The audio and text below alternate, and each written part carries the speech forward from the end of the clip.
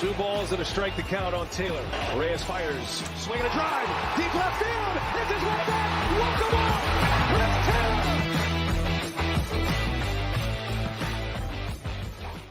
Hi, everyone, and welcome into DodgerHeads Live, presented by DodgerBlue.com. My name is Matthew Moreno, and joining me tonight, Anthony Witrado.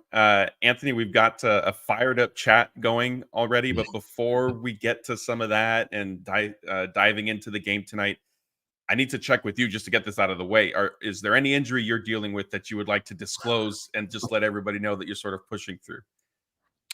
Yeah, it's very minor hangnail.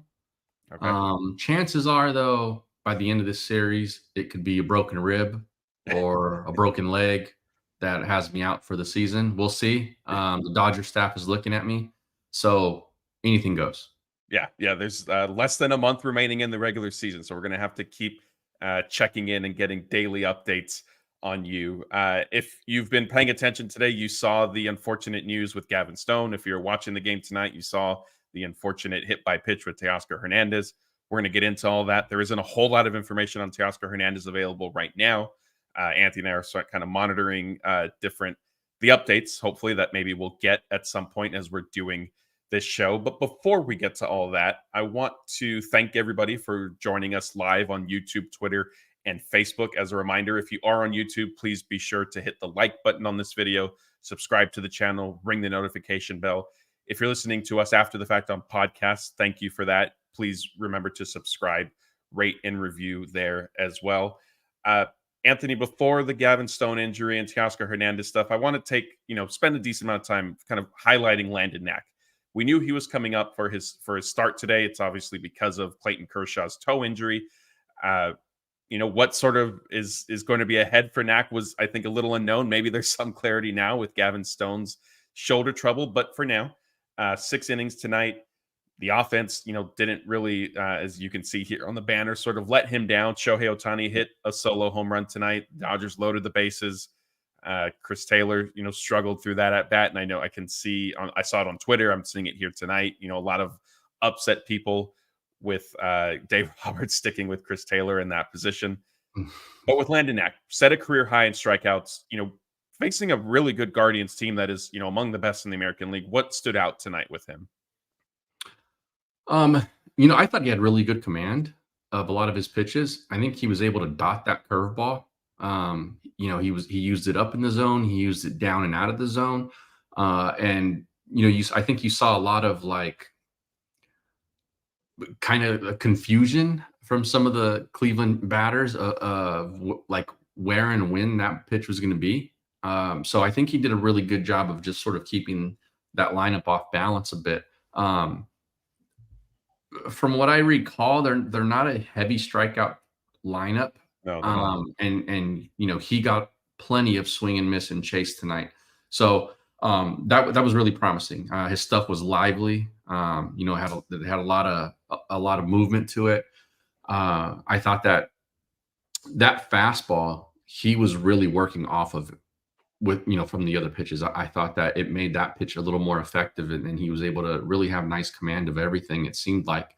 So, he kind of left that one pitch, in the middle and it got hit out, ended up being the difference in the game. But, everybody makes a mistake. It's just, is the other team going to find the barrel with it? And they happen to get it tonight. But other than that, it was a very promising start.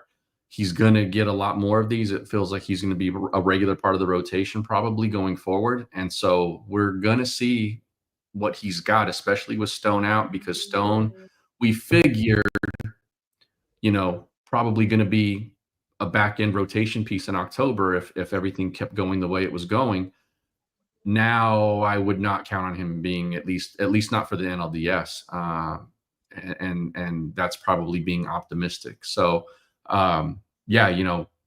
very impressed by Knack tonight. Just got to hope that he can, 1, keep it going, and 2, stay off the IL, which is probably the bigger challenge at this point for this club.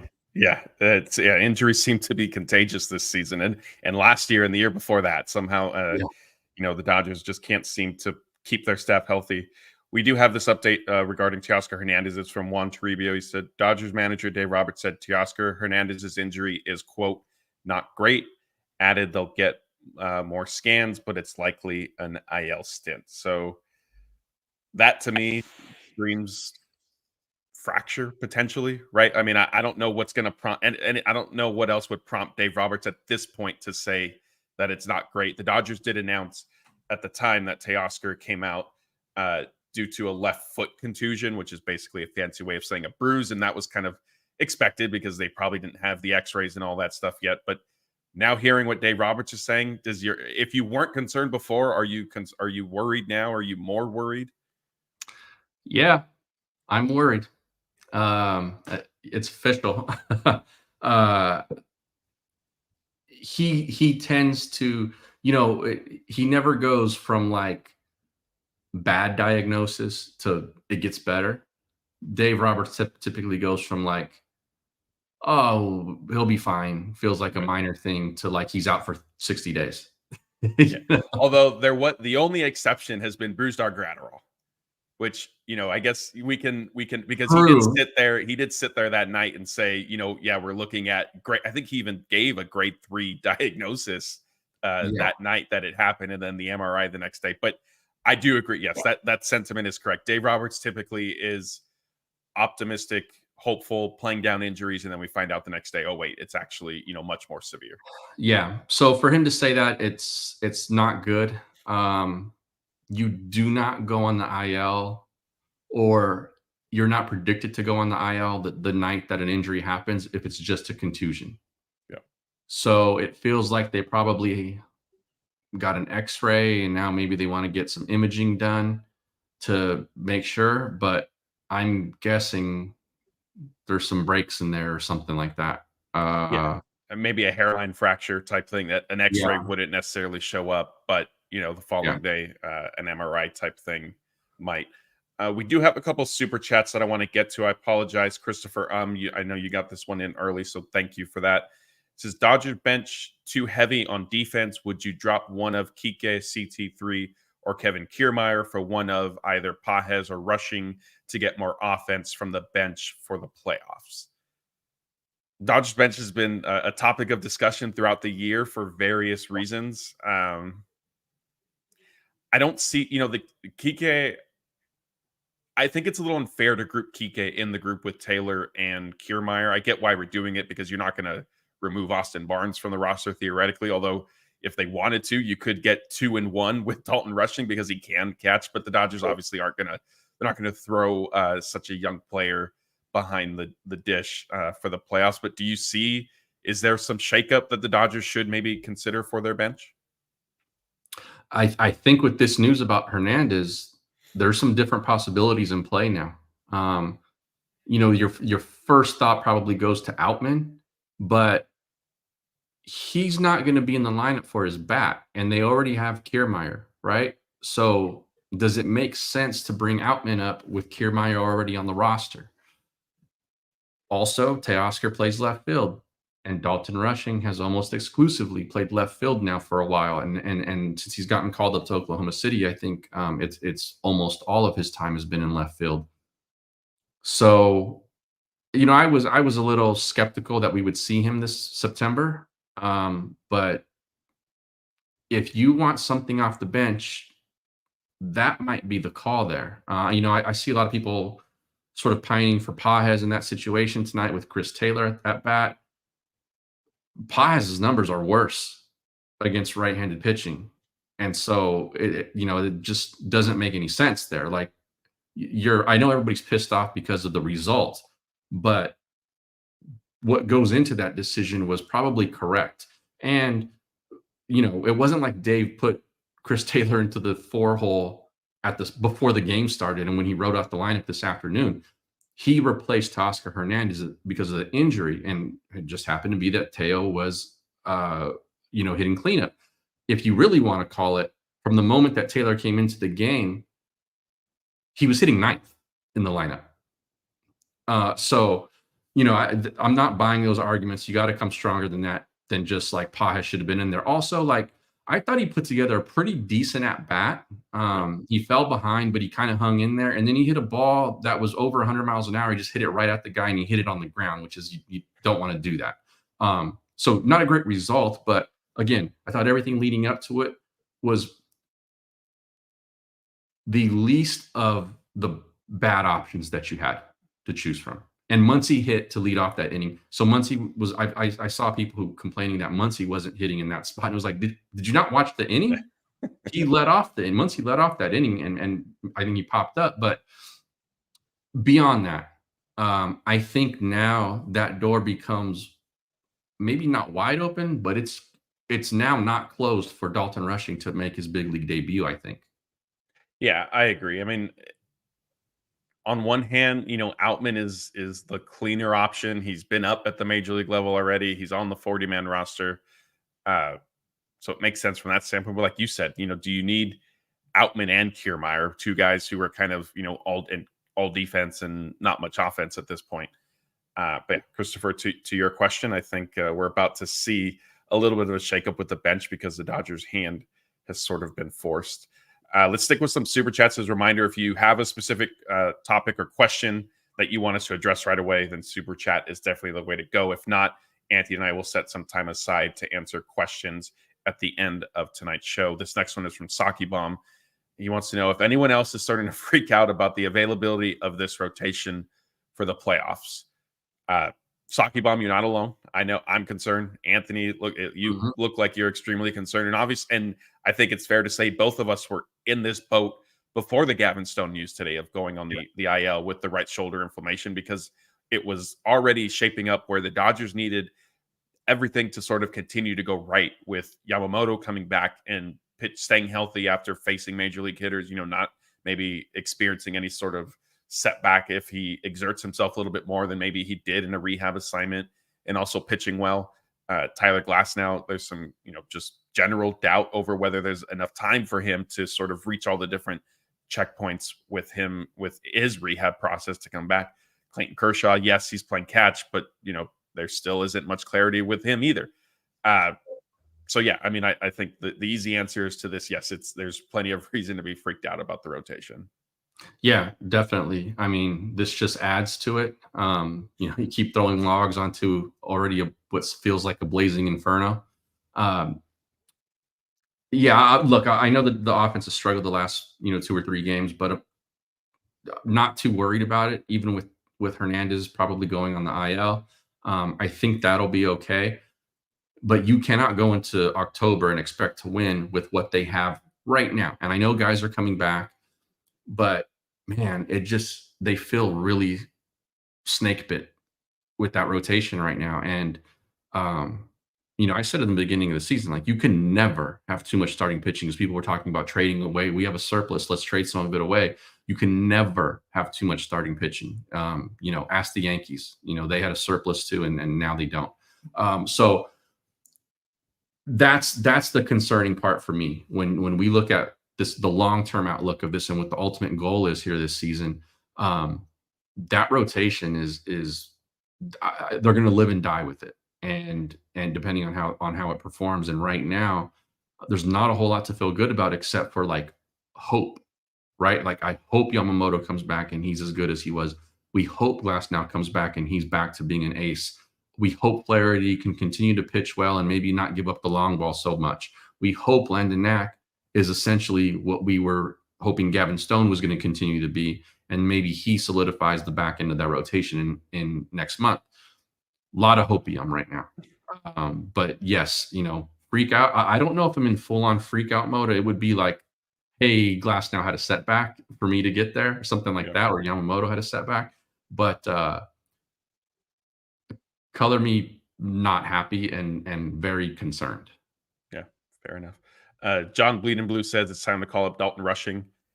I think that's certainly on the table. Like I said, the only thing that I'm not 100% sure, the only reason I'm not more convinced that maybe that's going to be what ends up happening is because of the 40-man stuff. And I'd have to double check if the Dodgers, they might have one open spot right now still, which makes it easy for Yamamoto to come back. But now if you're needing to add Dalton Rushing, then they'll have to clear a 40-man spot. And it's not the end of the world. There are some ways they can maneuver some players, either, DFAing them, or I'd have to double check, but getting, transferring maybe certain guys to the 60-day IL type thing.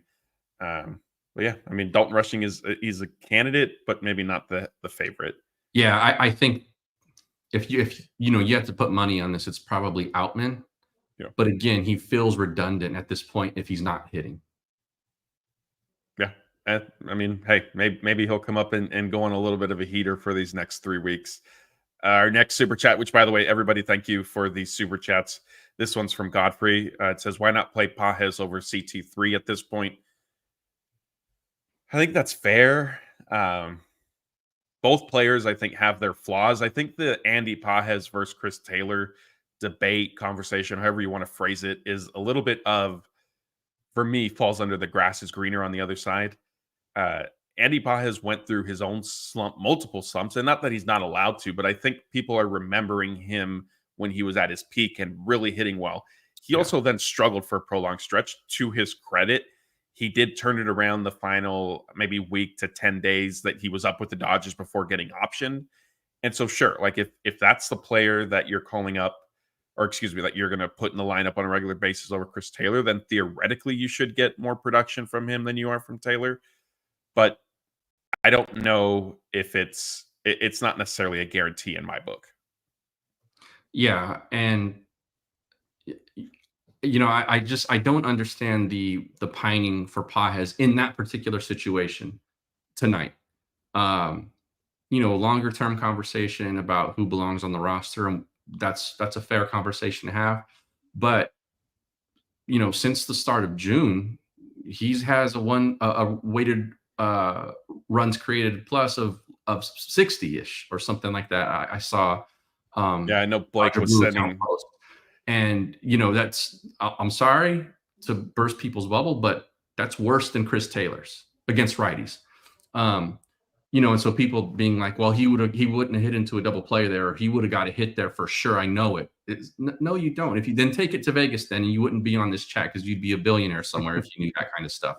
So, like, I understand that people are upset about it, but like Taylor tonight in that particular moment, given how the game had played out, he was the best of a few bad options, or like a couple of bad options, right? Like it wasn't great. Dave didn't have a lot to turn to in that particular situation. And again, he got a little unlucky there. Hit a ball right at a guy. If that ball gets hit 3 or 4 feet to either side of that guy, it was hit hard enough that it probably gets through. And we're not having this conversation. That's how baseball goes. It's that small. The margins are that thin, and everyone's going, hey, maybe CT3 is back. Yeah. It's frustrating at this point in the season for me to see people still doing this. Like we got to know better. Like we got to be better fans. We got to be a little more knowledgeable about some of this stuff. And really understand the context of a lot of these things. This isn't me being a Chris Taylor apologist. He has not been good. And there were times that we've talked about, he probably should not be on this roster. If it weren't for his contract situation, he probably wouldn't be. But again, given what the situation was tonight, he was the best that they had to go with. Didn't work out. And, the offense continues to struggle. He was not the only guy by any means tonight. And so, here's where we're at with it. Yeah, I think the point that I really want to highlight that you said is Chris Taylor, the Dodgers, they didn't have a clear-cut better option for that at-bat. Yeah, and it was not Pages for those people. Pages was not the better option there. And, had Dave Roberts gone to Pages for whatever reason and Pages gets a hit, like, I don't want to say that that's lucky, but it doesn't, I don't know, like that's confirmation bias rather than like validating a quote unquote right decision, right? Like, yeah. I think that's part of the problem. The bigger point, again, what I was wanting to get at is, and we've had this discussion with recently several times, unfortunately, with some of Dave Roberts' decisions, is look, sometimes, the right decision or what appears to be the right decision just doesn't work out. And I think that was tonight. If there was, a lefty bat on the bench. If Max Muncy hadn't appeared earlier in that inning and Dave Roberts is sticking with Chris Taylor rather than going to Max, then yes, let's absolutely. And that is the conversation that we're having tonight, aside from Landon Knack. Absolutely. Yeah. For sure. But he was not available. He already hit. Right. And I think, look, I'm seeing a lot of people still saying Pages is definitely. Could you argue that Pages is better? Sure. You could also argue that he's not, because there are a lot of stats that suggest the lineup, that he isn't necessarily the better option. And again, look, let's get into the next super chat. This one's from Richard. He says, if Dino sends Ohtani in the 8th, maybe they don't walk Freddie. He also wants Dave to be quiet on injury updates. He just makes matters worse.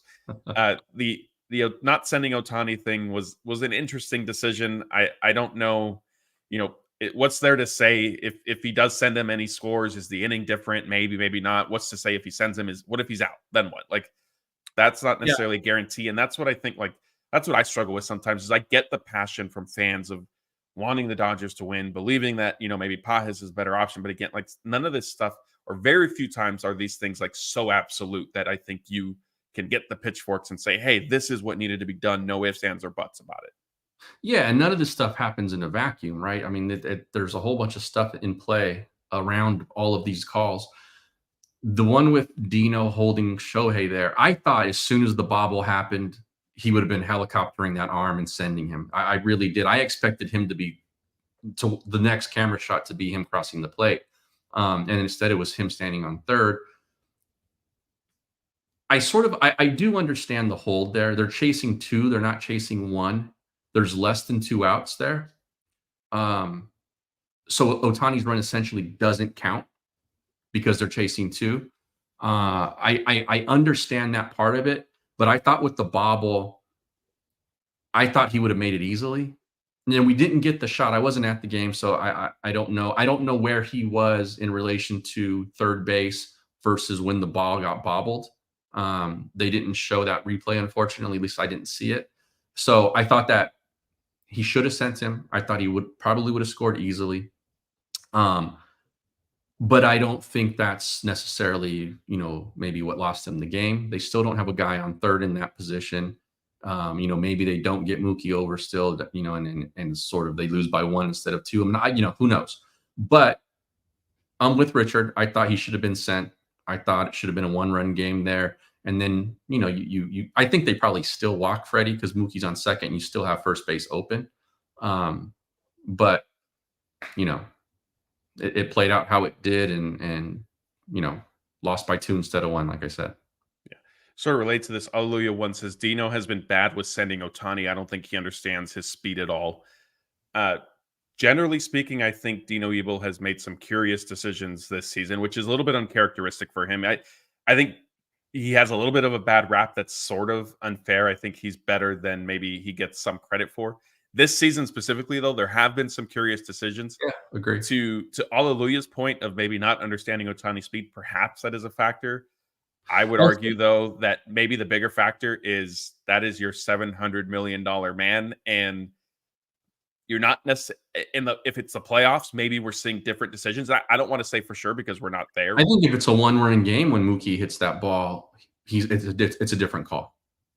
I think we have to understand situation, and I'm with you and some of the people in the chat who's saying Dino has been, there's been some questionable calls, whether it is sending a guy or not sending a guy. I think he's raised some eyebrows this season, probably more than any other.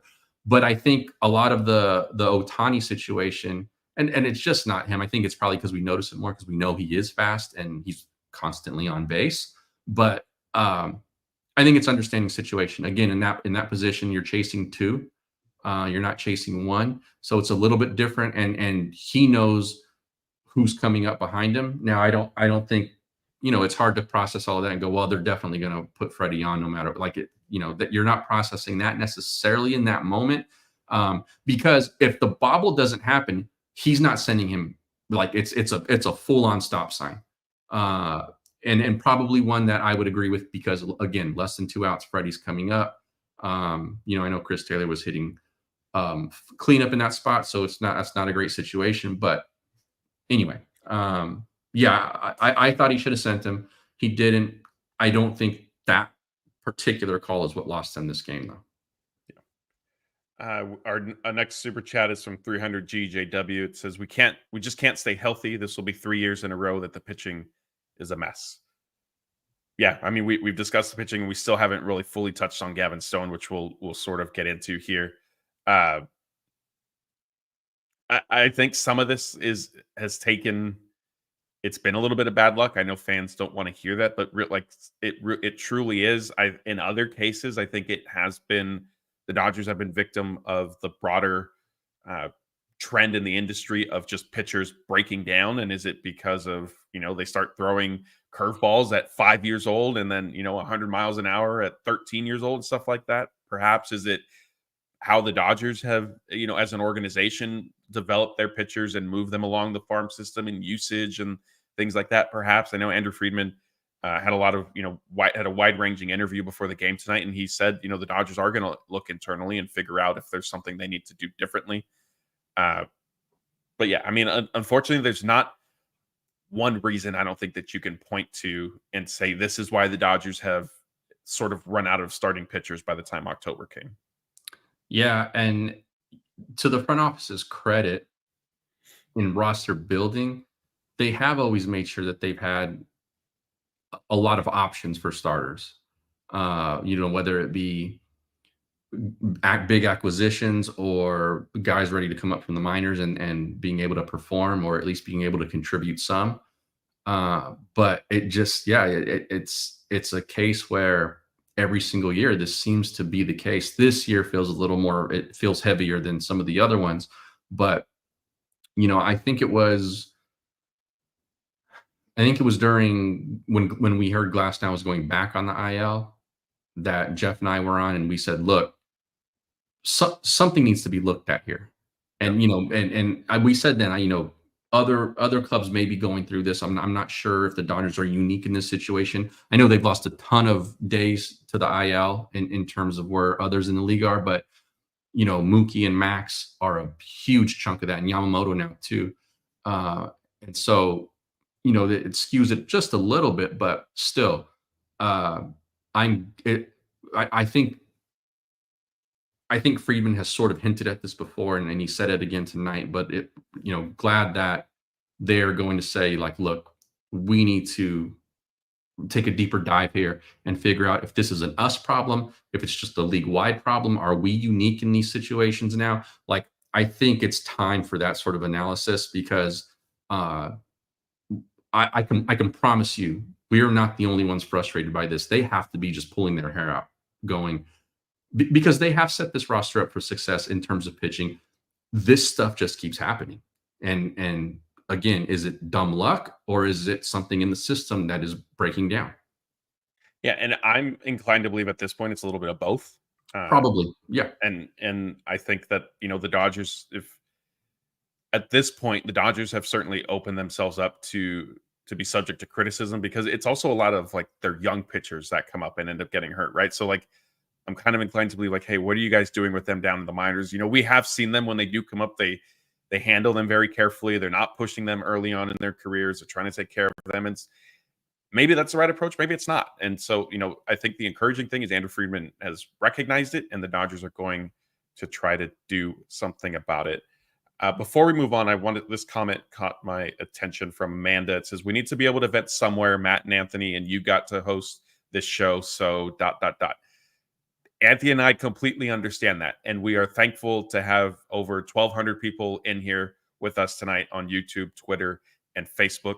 We get a lot of the frustration. I think what we try to do is sort of balance that and explain, like, show the other side of the coin. And perspective. Hey, yes, if they're, like I said, if Max Muncy was on the bench tonight and Chris Taylor still had that at bat, we would be right there with you guys, kicking and screaming, saying, Absolutely. What is going on? 100%. Why did Dave Roberts do that? That wasn't the case. As I mentioned, as when we were discussing the Chris Taylor at bat, I could see why fans want Andy Pages to take that instead.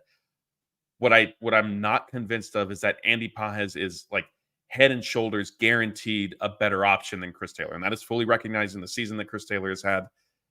I just think there are arguments for both sides, and it's not necessarily so egregious that Chris Taylor was left in that situation. And again, unfortunately, he wouldn't even have been in that spot had, Teoscar Hernandez not been hit by a pitch. And I did see some people saying the Dodgers needed to retaliate. That wasn't on purpose, but it was an 81-mile-an-hour slider down in it. Like it's not You're not on hitting purpose. guys. You're not going for guys' feet if you're throwing at them. Right.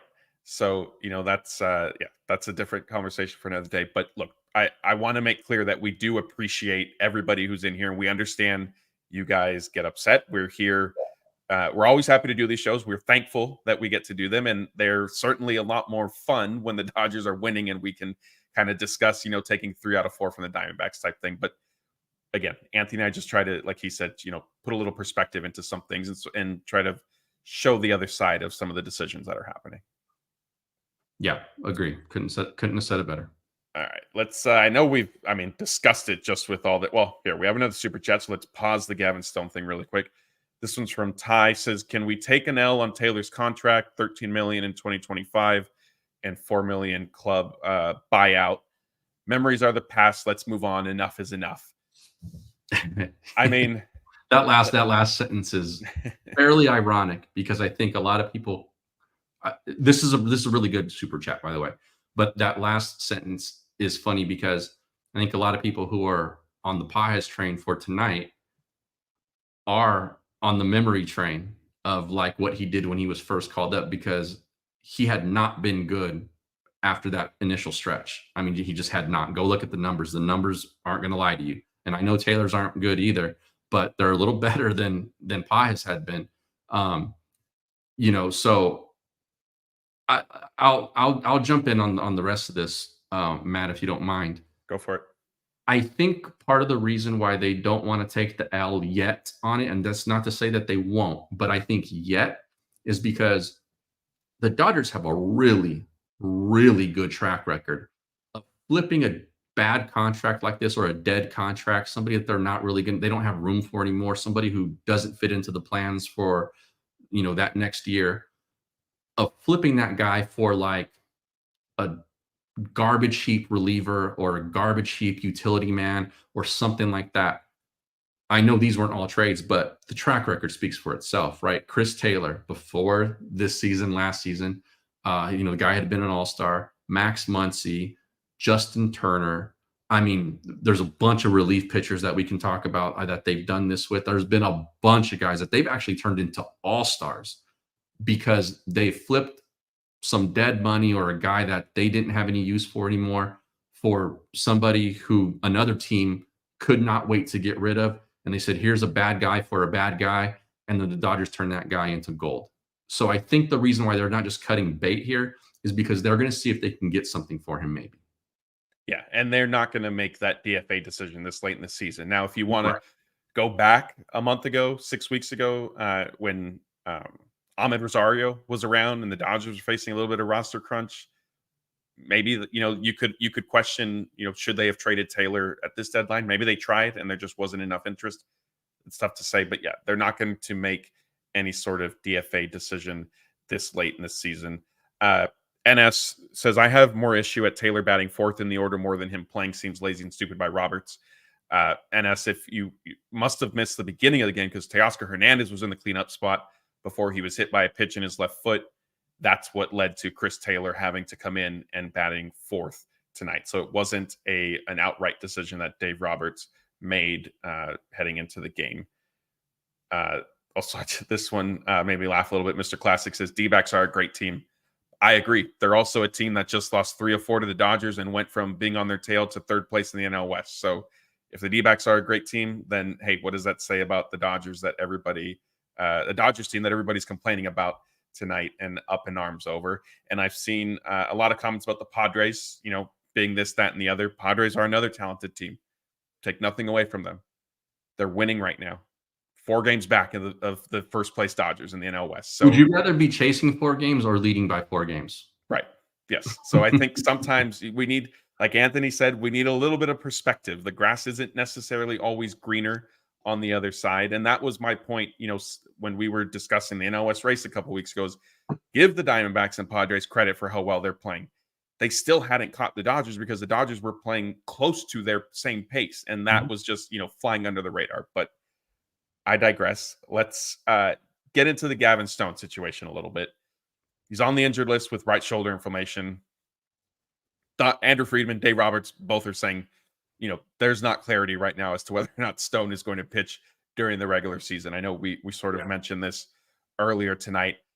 If you needed to, how confident are you that maybe Stone will be back before the playoffs begin? And mind you, sorry, but I didn't mean to cut you off there. Andrew Friedman did also add, Gavin Stone's not going to be throwing a baseball for 10 days. I think he's done. I think he's done for the season. Like playoffs included? Well, yeah, because I don't think they would throw him back in having not made a start. Unless he is healthy, come the playoffs, and they are absolutely desperate, which could be the case given the way the injury's gone with the rotation. But no, I said earlier that like they would be like they would have to be incredibly lucky, I think, if he made it back after the NLDS. Like I think it's that kind of situation where they're like, we're probably going to be hearing like rumors or leaks or reports that, in like the first week of October, if the Dodgers make it to the World Series, Gavin Stone could be back. It's going to be that kind of thing. Like, who was it last year? I forgot who it was last year, but I think it's one of those situations. But if I'm a betting man, I think we've seen the last of Stone in 2024. Yeah, and I think the most concerning aspect with this to me is Andrew Friedman saying, coming out and revealing like he's not going to be playing catch basically for 10 days, because when that happens, that completely resets a pitcher. It takes the buildup then is much longer than, his shoulder's sort of acting up. It's a little achy right now. He just needs to give it some rest really quick. Related to all this, Noisy Ninja 91 is saying, hoping Stone is just a phantom IL. That's hopeful. Let's not go there again.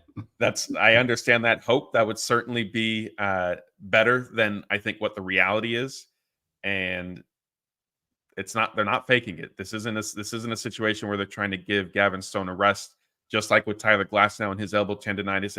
If it was a fake injury, if you will, especially with Glasnow, like I said, I believe on last night's show or the one before that, Glasnow would have been back by now. They would have just let him take the 15-day break again and then brought him back pretty much as soon as he was eligible. So, and Richard super chat saying the dishonesty on injuries is getting old. I understand the frustration with the injuries and the mixed messaging we've been getting from Dave Roberts. I really do. Sometimes it's intentional. I think the Dodgers operate from the standpoint of not wanting to give too much information out there, but understanding they need to reveal some tidbits, and sometimes things get lost in translation from the medical staff to Dave Roberts' desk, and that's how we get Glasnow's not doing well to the next day, he's actually doing well. I understand Richard's comment there, and I was on this bandwagon. I've been on it for years, but I was talking about it in spring training. Jeff kind of laughed at me because I was so like, just I do not believe anything they say. But I don't think I've felt like they've been dishonest about anything for a while here. Like in my opinion, probably not since like Muncie. Where I felt like they really downplayed what that was. I thought, then suddenly a chiropractor fixes him and he's back. Like, I don't know, but I can't think of one since then where I felt like that they were trying to like just dupe people. I think the issue where people like, oh, well, the Glasnow thing's a phantom IL injury, where we were screaming, no, it's not. No, that's not how these things go. The way it played out, that's not what this looks like. And so I think if you thought Glasnow was a phantom IL injury and then he's still out and it's September, then you may be like, they were dishonest about that one. What they weren't really. They said that he was hurt and he has been hurt and he's not back yet. So I can't really think of one since then, but I do agree with Richard that that part of it is frustrating because, they do say stuff and then we come to find out later that that wasn't the case. And it was stuff that was probably they knew. Like, for example, Trinan's ribs. Yeah, that I think is another good one of where they were not quite as forthright as the information that they had at the time. Pinsanity, I thought this was a great comment. Says the only phantom IL was glassed out during the All-Star break. That one I agree with. I think his little back discomfort was pretty minor, and that was more of, hey, we're just going to use this extra time. They were like, I'm fully aware they were planning on giving Glasnow a break at some point this season. That made it a perfect opportunity. I think the way he lined up in the rotation, and that he was already named an All-Star, I think that helped too. Like, I think maybe they were kind of waiting for that just to make sure. So that way he could have that on his resume and then say, okay, we're going to shut you down. I totally agree with Insanity. That was one of those situations where that was a rest thing more than probably an injury thing. Yeah. All right. Let's open it up to questions. This should get interesting. As a reminder, if you could just start it with the word question in all caps, that'll help Anthony and I pick it out as we're scrolling through. And Blake said he's reminding us that Daniel confirmed tall guy back is a real injury. Sure. Yeah. You have it one day, I think, and then it disappears the next day is what Daniel might have also added to that. While we're waiting for questions to come in, I did see some conversation. Saki Bum was asking, with Rushing not on the 40-man, he's still available for the playoffs. Yes, he is. I know the wording, the injury replacement, right? That's the technical wording, but I think it can be justified. The bigger thing is they just need to be in the organization by September 1st, which Rushing clearly was. And so I don't want to step on Mike Petriello's toes, but he answers this question on Twitter about 10 times every single year around, once we get to September, late August type thing. But yes, Rushing, if the Dodgers want him available in the playoffs, he will certainly be able to play. All right, let's see if we have any questions so far. Here's one from Bob Thompson saying he wants to know why Stone didn't get a vacation like everybody else. I mean, I think one is they couldn't afford it with everything that was going on, and he was pitching, not only staying healthy, but he was pitching very well before hitting a little bit of a rough spot that he then emerged out of. But yeah, I'm sure maybe at some point they would have, well, I don't know. We're kind of pushing up against it now. So yeah, I thought at some point they would have gotten him some sort of break, but I guess it was never coming. Yeah. How many starts has he made this season? I believe it's 25. 25. Yeah, fair question. I mean, that the shoulder inflammation stuff feels like a usage injury. So I think that's a fair question, but I think the answer that you just gave, Matt, is also fair. That I think in a season where they don't have these guys just dropping like they're dropping, they probably could have afforded to give him a phantom IL stint earlier in the season, or skip a couple of turns or something like that, and give him that vacation. But they just were never in a position to do that. And he's sort of the victim of, one, his own success, and two, his durability to this point. And so they had to keep giving him the ball. Yeah. We have a couple super chats, so I'm going to pause our live Q&A with everybody to get to these. Marcelo Williams says, I'm upset when they lose and vent all the things they should have done different, but when I listen to you guys and hear your perspective, I calm down. Love you guys. Marcelo, thank you for that. Again, as I mentioned earlier, Anthony and I aren't here to, talk down to you guys or tell you how you're wrong or this and that. It's more of just trying to look at kind of the bigger picture, share the other perspective, as Anthony said, and just, have some fun, lively conversations. And win or lose, we always appreciate everybody who joins us. And again, it is certainly a lot more fun. We enjoy it more when the Dodgers are winning, and we can talk about how Landon Knack had a great performance. Shohei Ohtani got closer to 50-50, and the Dodgers had a comeback. But unfortunately, that's not always in the cards, and we need to come on here and have some difficult conversations. Yeah, and I'm there with most of you too, like in the moment. Like I'm yelling at the TV and saying like, why did it have to be Chris Taylor in that position? Like, I'm with you there. I also go back and look when I feel like I've overreacted to something and like, okay, what did that at-bat actually look like? Because in the split second, all you remember is like he had a ground ball right at the shortstop and he was out at first base by 15 steps. And so, you go back and you look, and then, you have a chance to like sort of really analyze it and sort of put it into its right context, and all the variables that went around and into certain things. And then we can come on here, and I think what Matt and Scott and Jeff and Blake and all of us try to do is provide that perspective to say, like, we're right there with you, but here are all the other things too that go along with this. And so, Marcelo, I'm glad that you recognize that, and I know a lot of other people in the chat do too, and on social media as well. So we really do appreciate that. Thank you. Yes, absolutely. Our next super chat's from Jeffrey. It says, unlikely, but thoughts on moving Ohtani to bat third. I don't think third. I think, look, you want this guy up as much as possible. I could see them moving him back into the 2 hole at some point, possibly. I'm not saying they will, but I think that would be fine and reasonable. I think it would take either him or Mookie slumping. Basically, it would need to start now to like that last week of the season, I think, for them to be like, okay, this is long enough that we need to change something up. But I think they're both fine at this point where they are. So I could see the change. I don't think they drop him all the way to third, though. Yeah, I agree. Alonzo wants to know what's the injury status of Teo. So all we got from Dave Roberts after the game tonight was that it's not looking good, and he's pretty much going on the IL. The Dodgers are going to get more scans tomorrow. Jonathan says, if we're being extremely optimistic and maybe even naive, what is the situation where all this works out?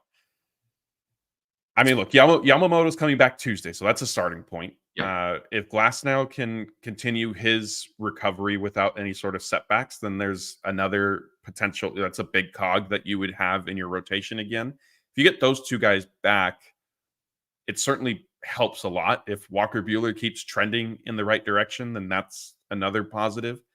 But again, like it's at the point where not just one thing needs to go right, not just 2 things need to go right. There are a lot of things that need to go right for the Dodgers. And so, as Jonathan says, kind of being naive, that's where things would need to trend.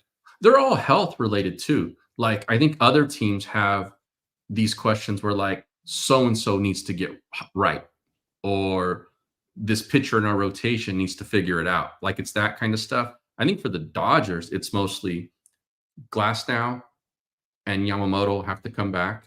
Probably Stone too. Like you say, we're being extremely optimistic and maybe a little bit naive, pipe dreamish kind of stuff. Stone comes back too. Teoscar's foot is fine.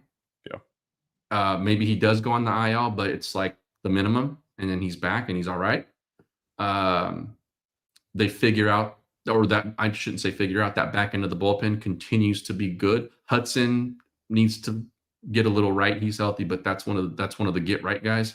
And then I think for the most part, all the guys we're complaining about tonight just basically stay on the bench because all the other guys are healthy and producing. And I think those are like all the best case scenarios and how this all works out. I think sometimes you would rather have the need for guys who aren't performing to need to play better versus the injury stuff, because you can't really control the injury stuff. Right. But this is the boat that the Dodgers are in. I feel good about Yamamoto. I feel okay about Glasnow. And those are 2 big pieces. I do not feel good about Stone. I do not feel good about Teo at this point. Related to this, Richard says, what's our postseason rotation right now?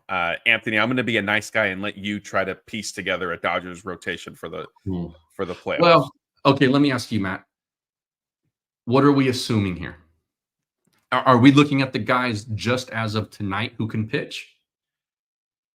That, and I will give you Yamamoto because his return is already scheduled. I can't give you Glasnow or Kershaw because we don't even know, and like we don't know enough yet about either one of those. Yeah. Fair.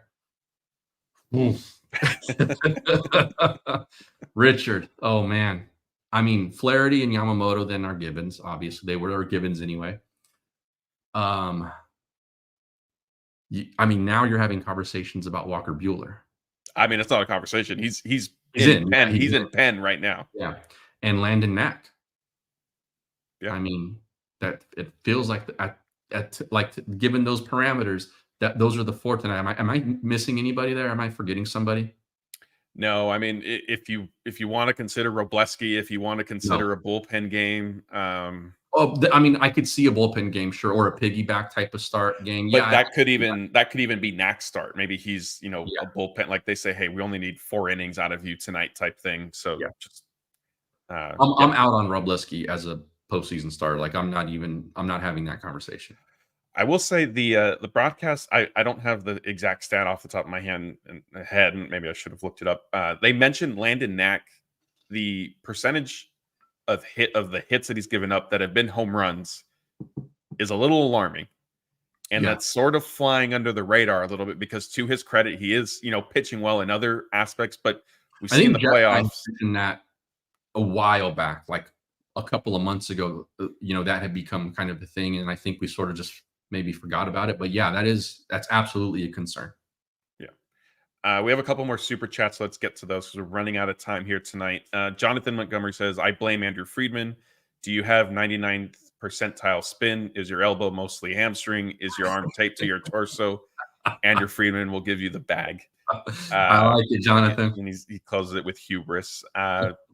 Yeah, I mean, look, that the Dodgers certainly they're willing to take gambles that maybe other teams don't, and sometimes it pays off, and other times it doesn't. 300 GJW. This is certainly going to be a spirited topic. Yeah. It says, is Dave Roberts gone if the team flames out again? And for argument's sake, let's put flame out as they lose in the NLDS in 4 games or less. They push it to 5. I don't know if that's necessarily a flame out. Maybe the ball bounced the wrong way type thing. So 4 games or less in the NLDS. If that happens, do you see the Dodgers firing Dave Roberts? I said, I don't know, maybe a handful of shows ago or something like that.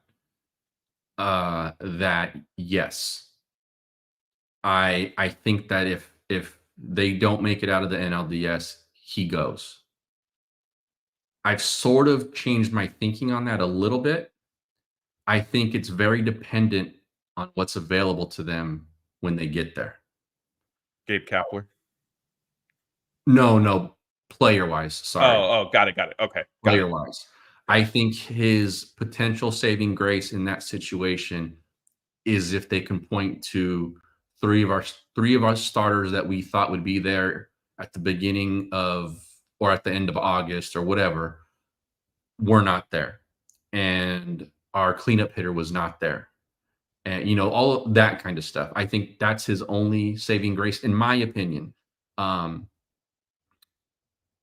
think given his tenure and given the one World Series only and during this run and all of that stuff, I think it would be time for them to move on. I don't know how they would, I don't know how they view that situation at this point. And it may be that the jury is out for them. They're just waiting to see how this plays out in October. But I do think, again, that it would be very easy for them to go, you know what, we're not doing that because he didn't have a full deck when he got to October. Yeah, that to me is the huge wild card with all this. I think if Glasnow is back, if Yamamoto is back, and both perform reasonably well, I'm not saying they need to each do, pitch 8 shutout innings in their respective playoff starts, but as long as they don't, struggle one inning and they just clearly didn't have it, they're rusty or they're maybe not fully healthy. If they're back, if Teoscar Hernandez is available, then I think there's a little bit of heat on Dave Roberts if the Dodgers were to flame out. But like you said, if these guys aren't around or if they're not, fully healthy, but they're trying to play, I can very easily see Andrew Friedman in the front office saying, look, like he was playing with one hand tied behind his back. And that is a fair statement. Like, what manager across baseball would be able to take any team? Look. And Dave's not getting these guys hurt, I mean. Yeah, and before I even get to finishing that, Dave Roberts and or the Dodgers or the front office, however you want to slice it, deserve some credit. The Dodgers have one of the best records in baseball. They've had one of the best records in baseball for most of this season, and that is with a litany of injuries to key players. So they do deserve some credit for getting through this year with all of that being said. Now, is it an excuse for, in the playoffs? That obviously I think is decisions that fans need to make on their own sake, and I know what the answer is going to be there. But I can very easily see the point I was getting to is if the Dodgers go in with one hand tied behind their back, Andrew Friedman's going to look at that and say, what manager would have done better with the cards that Dave Roberts was dealt? And it's not fully unreasonable. I think what the conversation then becomes is, has his voice maybe just fallen flat in the clubhouse, and there just needs to be a little bit of a change just for the sake of making a change, which I know once Jeff listens back to this, he's going to hate that, because that's always been his argument, is you can't do something like that. Yeah. And typically I am one for like, okay, then you have to give me a better option. And the better option has to be clearly a better option. And we've said it before, like Dave's not the X's and O's manager. That's not why he's in uniform. He's in uniform because of the way he communicates with these players, the way they love playing for him. He's great at the thing that he's great at, like really great, like probably one of the best in the business. He's not the incredible tactician. Exactly. Yeah. He's not that dude. So he's there for a different reason. And it's why they've always had really good bench coaches, really good coaching staffs around him. Partly for that reason. So you would have to say like somebody else is out there who was very clearly a better option than Dave Roberts in that kind of situation. Right. So, I think we both went, through a lot of that to answer that question, but I think that the injuries may end up saving his job. Yeah, if they don't win World Series. I agree.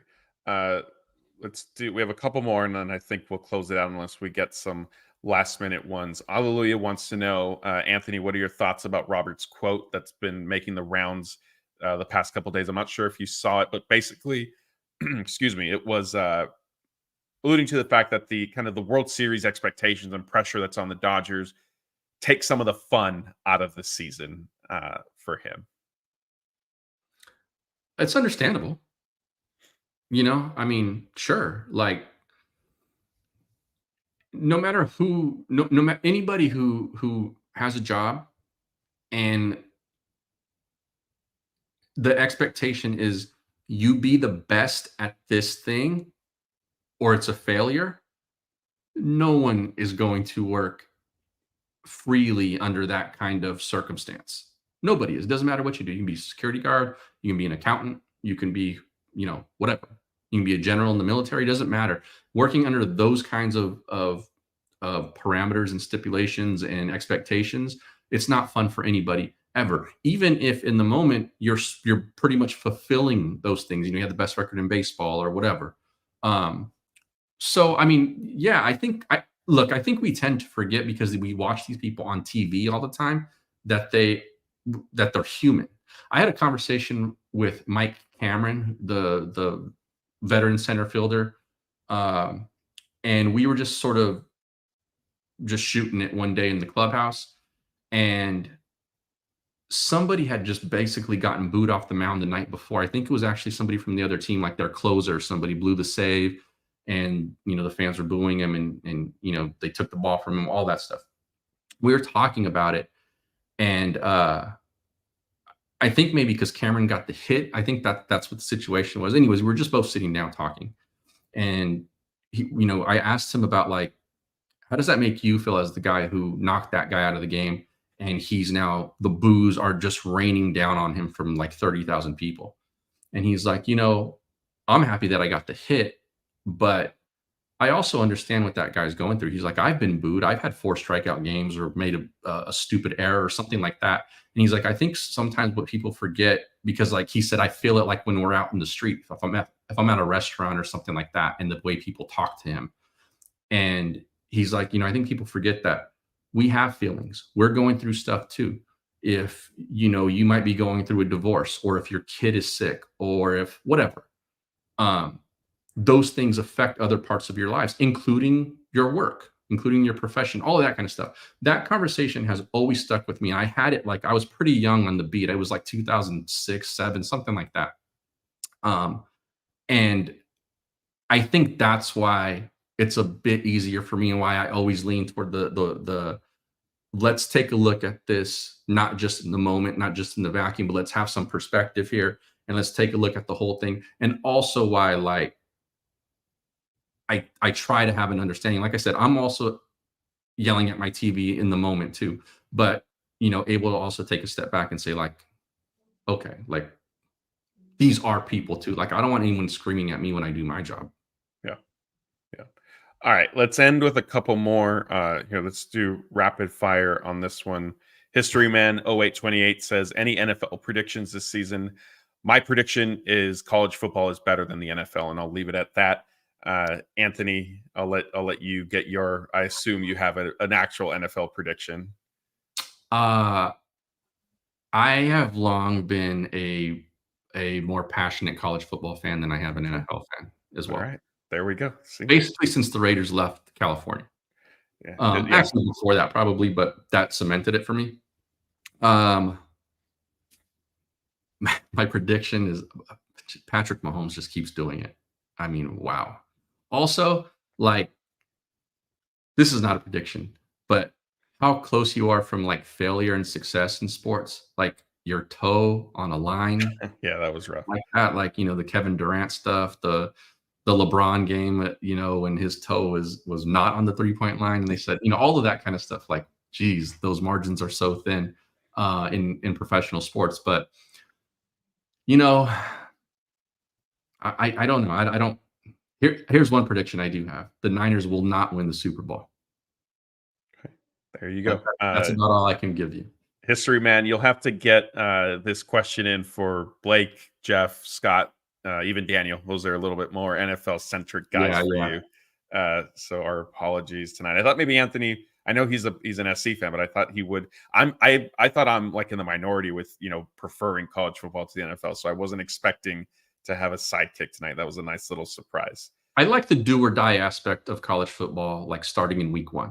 Yeah, me too. Although, watching the season start this year, because it is a 12-team playoff now, like I didn't have that same sort of urgency, because theoretically you could lose week 1, week 2, week 3, maybe 4, and then still end up climbing back into the playoff picture, if you will. So it'll be kind of interesting to see how that unfolds. If you guys have been with us, which we have several regulars in here tonight, you know that we like to discuss food in some capacity. David is another of our longtime viewers, I guess, listeners. I don't know how we should necessarily refer to them. He's saying, had a delicious gourmet burger at my favorite restaurant tonight. Tomato slices on a burger, good with you. He's yes or no? It's fine for me. I have been known though that if tomato comes on a burger to take it off. It sort of depends on, I don't know. It just depends for me. Tomato's not a necessary accessory to a burger for me. Yeah, I'm going to agree. I'm rather particular with what I want on my burgers, so I'm going no. I would be fine with some cheese and maybe some bacon instead, but definitely tomatoes would. If it comes on it, I'm absolutely picking it off. So that's where we stand. Hawaiian Kira saying she wants a BLT. Amanda Z is saying no tomato slices. She takes it out as well. Yeah, Yonggi is saying animal style, which obviously a shout out to In-N-Out there. So yeah, looks like a little bit of a split decision on whether tomatoes should be left on a burger or not. Yeah, I think we'll end it there. Again, a big thank you to everybody who tuned in tonight. I know the conversation went a lot of different ways. We appreciate all the various opinions that you guys have to share, and more than anything, the constant support, whether it's Anthony and I on Friday nights when I'm filling in for Jeff, or Blake and Scott. I know they get a lot of you guys tuning into their longer form shows, and that's certainly very much appreciated. Blake and Scott will be back with you guys Sunday. If there's anything crazy tomorrow, we'll do our best to get a live show up and running.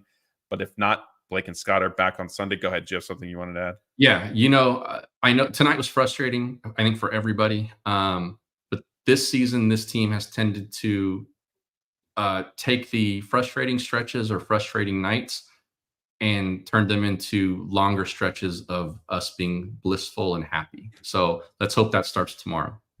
Yeah, definitely. And hey, Dodgers bounce back with a couple wins. They end up winning the series, and I think people are feeling a little differently about things than they are tonight. But again, a big thank you to everybody who's tuned in live on YouTube, Twitter, and Facebook, and a thank you to those who are listening after the fact on podcast as well. Once again, that's Anthony. I'm Matthew, and we'll see you next time.